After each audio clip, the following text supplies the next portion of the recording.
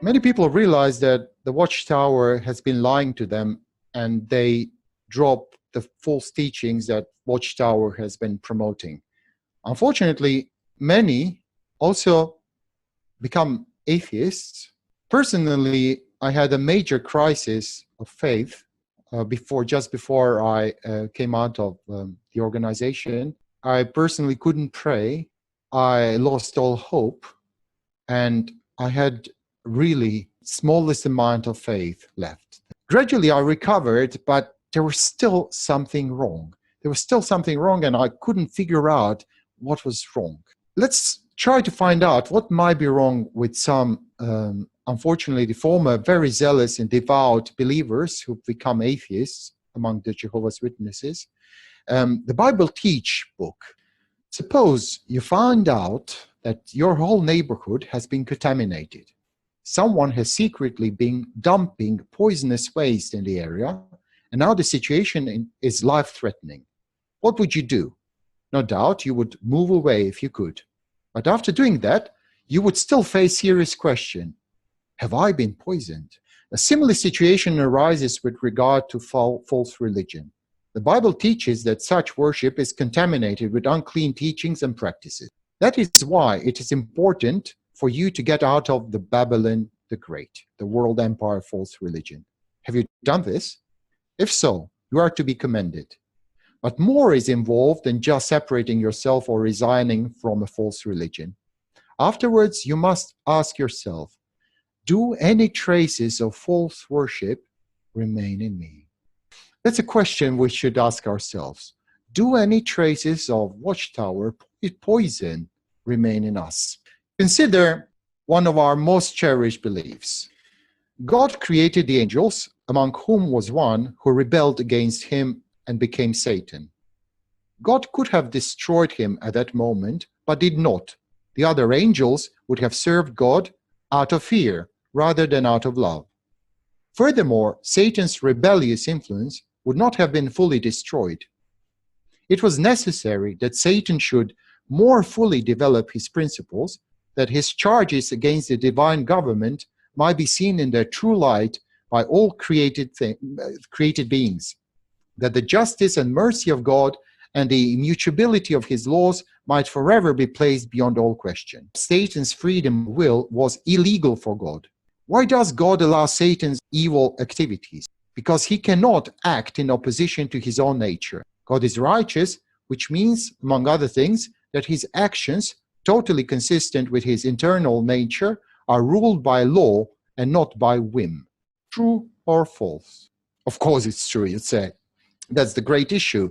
We've been taught that at the very start of our study. It mentions in the 3rd chapter, I was shocked when I found out what's the origin of this belief. Ellen G. White, a co-founder of the Seventh-day Adventist Church, delineates this theme in her book, The Great Controversy, first published in 1858. This concept, or meta-narrative, derives from many visions the author reported to have received, as well as from scriptural references. If you were a devout Jehovah's Witness, this would be enough to raise suspicion. Maybe you're more tolerant nowadays. So you may still say, okay, it may come from a vision from heaven, from Ellen G. White, a self-proclaimed prophetess, but it may still be true. This is the book that I was quoting from. It was first published in 1858. So that's the source of the cherished explanation of why does God permit suffering that Jehovah's Witnesses wholeheartedly accepted. And in our Bible Teach book, there's a sentence, Jehovah's perfect sense of justice would not allow him to put the rebels to death right away. What does the Bible say about that? Where are the Bible scriptures? I don't see any Bible scriptures. So let's say this is true. In plain words and simple language, what would this mean? There is a God who loves you and wants to help you, but his nature and legal limitations may prevent him from doing so, even if you ask him to help you. In other words, God created a rock too heavy for him to lift. He has the power, he loves you, but his hands are tied by his principles. That notion destroyed my faith because I stopped praying.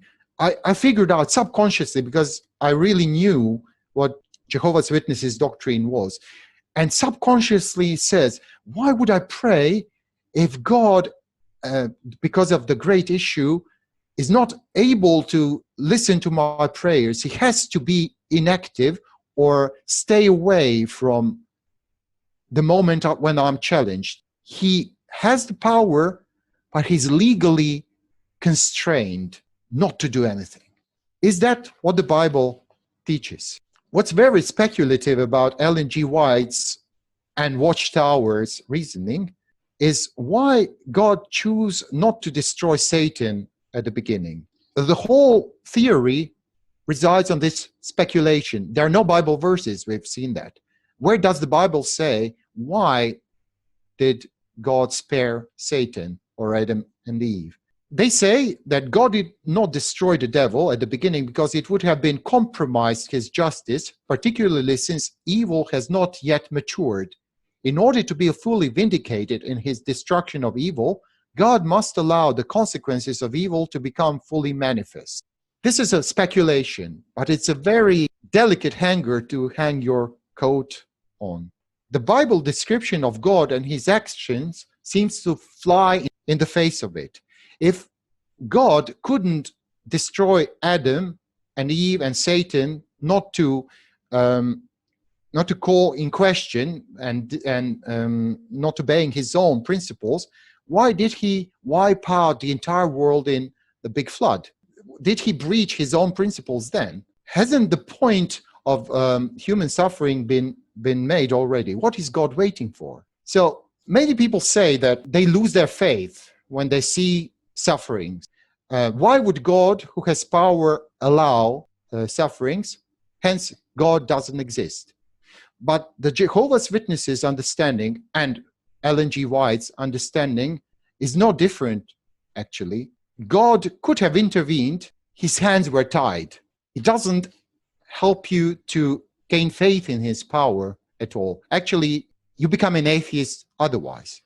Of course, Jesus taught that some people will lose faith anyway when faced with challenges of their faith. In the parable of sower, some people, when confronted with suffering, they let go of God. They abandon God.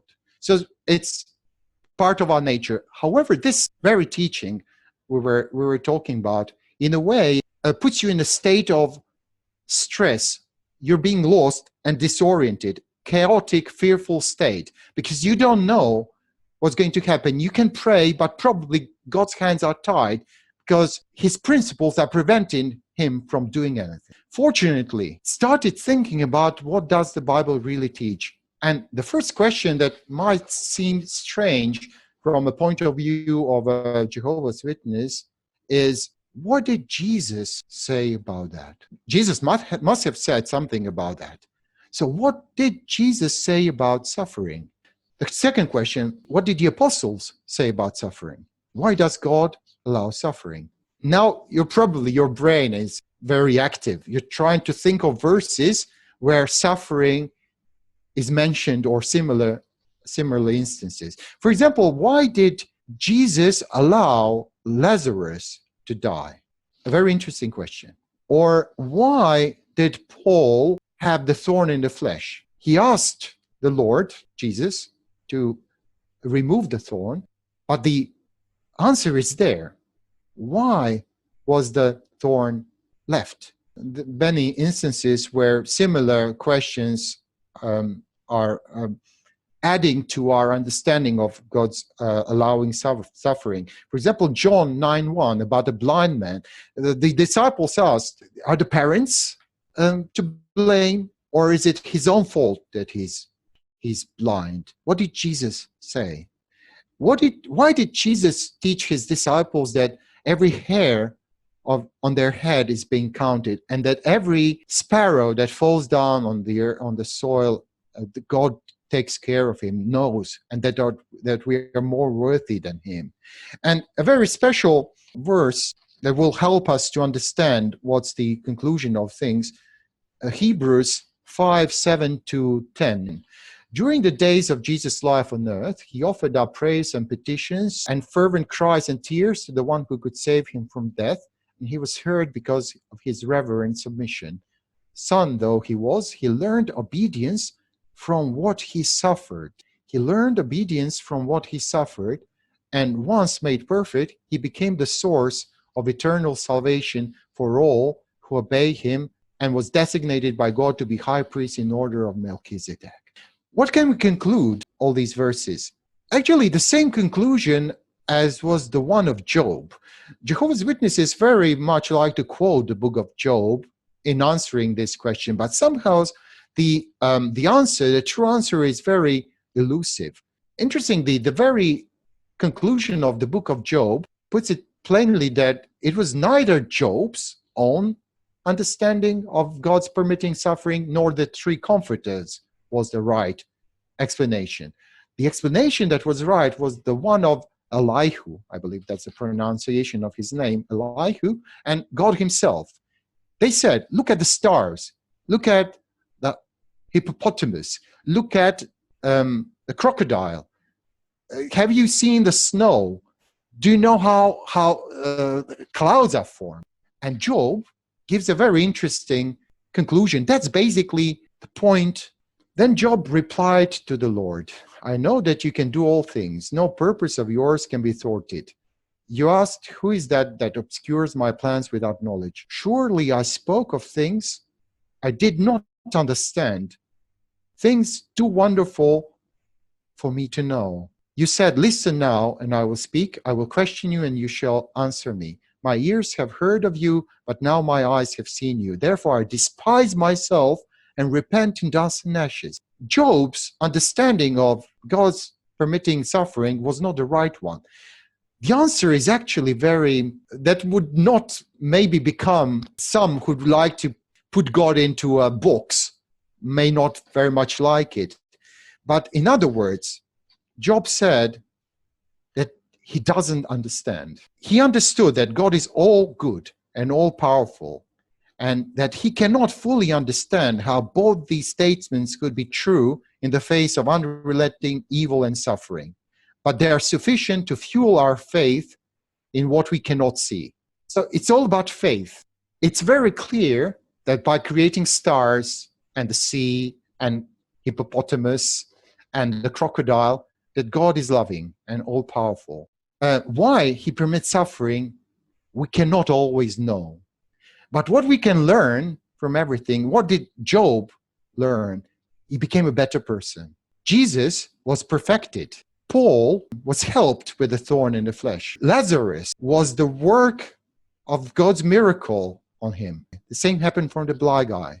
Final verse that might help us to start our own personal understanding of this topic that's far more complicated, a simple couple of minute talk can cover, is Romans 8:28.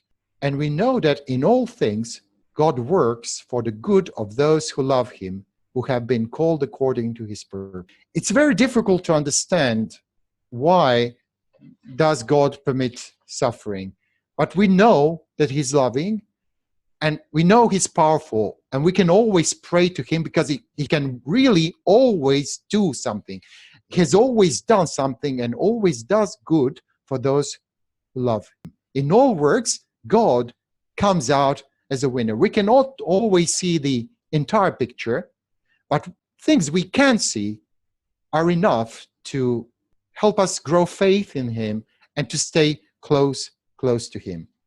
So finally, everything that God is working is for our good in the final stance. It's like a parable of a chess champion who allows his opponent to seize some of his statues. Finally, the queen is being seized just to manipulate him into a defeat.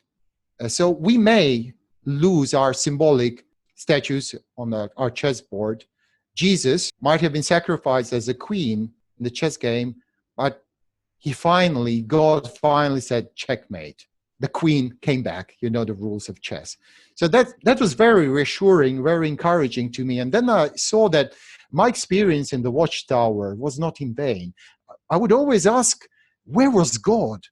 Did God let us down by letting us be in the Watchtower and then being cheated? It's kind of fate-wrecking experience. But now I understand that he manipulated Watchtower to help us come to the understanding we have today.